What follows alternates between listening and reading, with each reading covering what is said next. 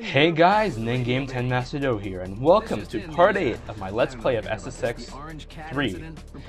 In the last part, we basically completed Peak 1, race and freestyle goals, as well as earnings. That was just kind of a side thing.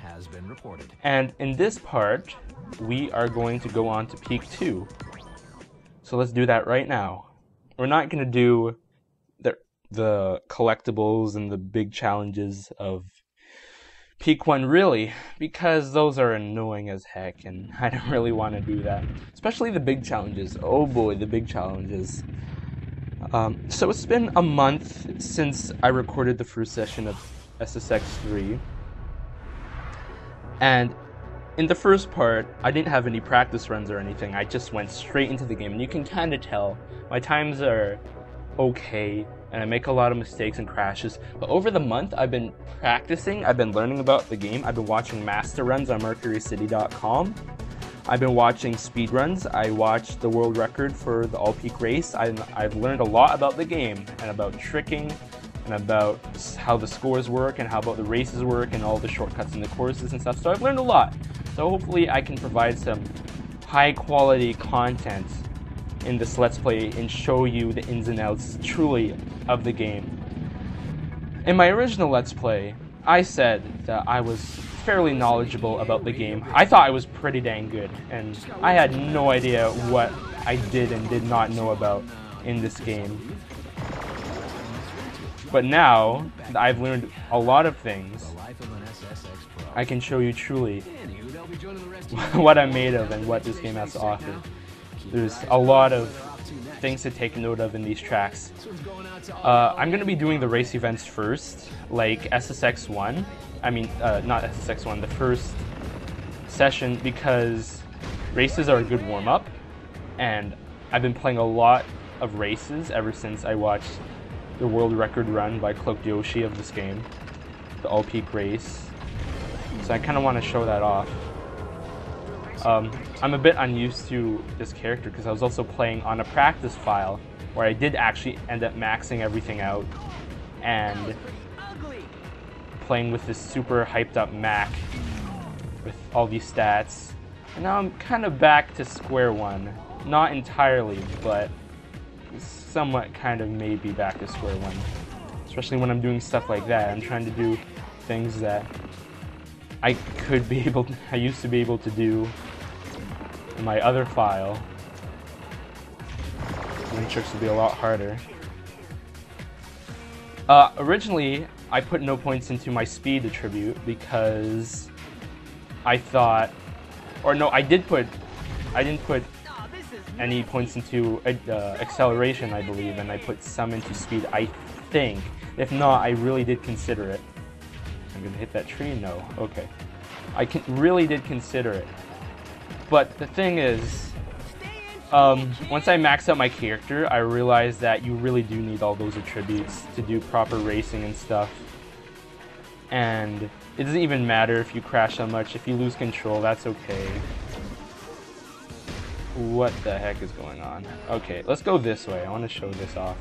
That I didn't show off my original. As I've played this game throughout the years, and even throughout this past month, I've learned a ton about not just the tracks, but the backcountries and the in-between parts of like the stations, just because I did try to complete the third goal. I forget what it's called. Hang on, let me check really quick. Can't believe I forget. Yeah, I've been trying to complete the game 100% on my other file, which is not an easy thing to do, and I'll tell you why later. But basically, you have to collect a lot of collectibles, and that means that you have to explore every single part of the mountain, and that means that you'll find every single nook, you'll look in every single nook and cranny that the mountain has to offer, and then you'll realize how little you know about this game, and how it's just mind-boggling how after playing this game for 8 years, there are still secrets I haven't discovered yet about the mountain. And that's the real mark of a great video game, when you're still discovering stuff. Granted, probably, most likely, Whoa, okay, yeah, even, like, okay, I've never done that before. I've never done that before. Okay, see, I'm still, like, figuring stuff out. There are just so many different routes in this game that you can take. So many different challenges, like, good gravy. A lot of work was put into making this this game feel really big. Makes you feel really small and just open. Even with all of the invisible walls and reset points in the game. Doesn't even matter that much. Okay, so because we're over here, I think I'm gonna go to the first race event of Peak 2. It's called Intimidator. It's probably the hardest track in the game, to be honest with you. Or not the hardest track in the game, but in terms of getting a platinum medal, it is. And by the way, I've been like with all the racing I've been doing, I've been practicing getting platinum medals in the game. And Intimidator is probably one of the hardest in the game to get in terms of racing, if not the hardest race platinum to get in the game. The hardest freestyle, I'll tell you that once I get to Peak 3, because we're going to be doing that eventually. But because of all the practice I've been doing, I will be trying to get platinum medals, and now that I know more about the game, I'll have a much higher success rate. But I still won't be restarting the game every single time I wipe out. Gold is fine for me. You don't need to know the platinum. Like I've said in the past, platinum medals are not required for 100% completion. But you know, they look nice. They make you feel really good about yourself. Oh, and I'm riding with secret characters to unlock. There's Luther right there.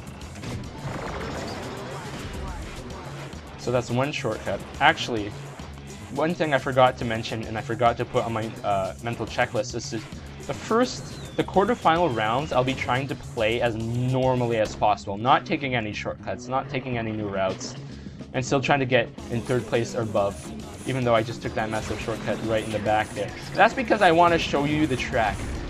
Because in my first Peak 1 kind of gameplay, I just automatically took all the shortcuts in Snow Jam and Metro City, and you really didn't get to see the main parts of the track. All you got to see was the shortcuts that they had to offer, and I don't think that's good.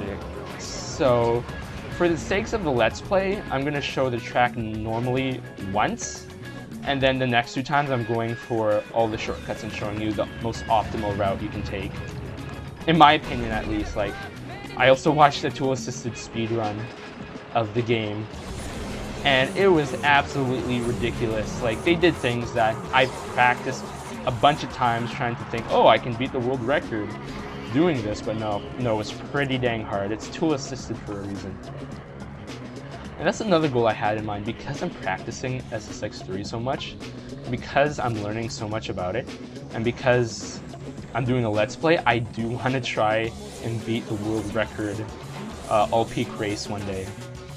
I've watched it, there's a lot of room for error, and the guy, like Cloaked Yoshi, the guy who did it, you can check him out on YouTube or Twitch. He doesn't stream SSX 3 that much. I was actually trying to watch his stream, and he streamed it like once in a 24-hour stream, but he couldn't get it to work or something, so he didn't do it. It was kind of lame. But yeah, he has the world record. It's like 19 minutes or something, which is insane. But as I'm learning the platinum runs of all these tracks and stuff, I really want to go for the world record, because I know I can do it, and because I'm learning a lot about this game. Ow. Look at that, I'm taking the shortcuts again. Hang on. Okay, let me try and go this way. Just try and make this a normal run. Hopefully. Partially. Maybe. Also, I don't know why I'm so far ahead of the pack. Like, I haven't even been you've seen me, I haven't been taking shortcuts that much. And I can't see anyone. Just trying to get super Uber. Fill up my Uber meter. Like, because I'm not taking any shortcuts, because I'm taking the normal route, I'm really slow. This time is terrible. which is kind of bothering me even though I'm specifically trying to be slow. But you know what, that's okay, because in the next round I'll show you how to beat the track under 2 minutes and 40 seconds, if not 2 minutes 45 seconds to get that platinum medal. That fourth section is definitely one of the slower parts of the track. Like, if you don't take the shortcut, if you don't take the shortcuts, I should say, that are laid out for you, then you're really gonna just add 30 seconds to your time. There's a lot of back and forth, loop-de-loop, U-turn sort of shenanigans in that track. But now that I'm gonna do the shortcuts, now that I'm gonna show you how to get a platinum medal, I'm gonna show you why it's so difficult to get a platinum medal in this track. The primary reason is that the beginning of the track is so sensitive to what you do and how you play it out. Like, you take this, okay, this shortcut is fine, this shortcut is okay, this shortcut is simple. I'm not gonna go, actually I shouldn't go for the platinum right now because I won't get a platinum even if I get a platinum time. This is one shortcut you can take. I can never do it correctly, but if you hit that turn at a specific angle, you can get over all of that, and it's... Oh my god, I didn't jump there. That's okay, I still set up here. So yeah, if you jump there, you can completely skip that part of the section there. A lot of these shortcuts are going to go really fast, so I'm going to try and keep it up with my commentary, but try and just focus and pay attention a little, because it's hard to explain it and play at the same time, especially when it's all going so quickly. This part I'm pretty slow at. You basically just have to hit all the rails to the best of your ability. Working towards a super uber.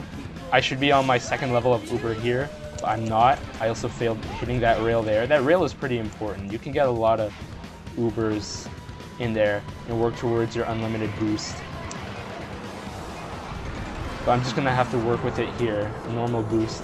Boosting down this part. This part is not my favorite part of the track. There's no way to avoid doing this kind of pipe section. There's a shortcut right there. And I'm gonna try and... Oh, I somehow... Okay, I bounced on my back, but I made it. Oh, I could have showed you the... Okay, I won't show you that. There's a wormhole glitch right there if you hit your back of your head right at that portion. I shouldn't have wiped out there. God, I hate having no attributes. But if you hit your back head at that rail there, at the beginning of that village, then you can fall through the ground, and it's... Ooh, didn't mean to do that. And you can fall through the ground, and you can skip a large portion, or a semi-large portion of the track anyways. And the past playthrough, I took the shortcut to the left right at that section there. I don't take it anymore. That's not an optimal route, as I've learned through the speedrun I've seen of the game. It's much more efficient to just go this way. Oh god. Okay, super uber. Okay, that was not preferred. That's okay. This is okay. You can work with this. Take the left here, get off course, use it as a ramp, whatever. I didn't do that correctly.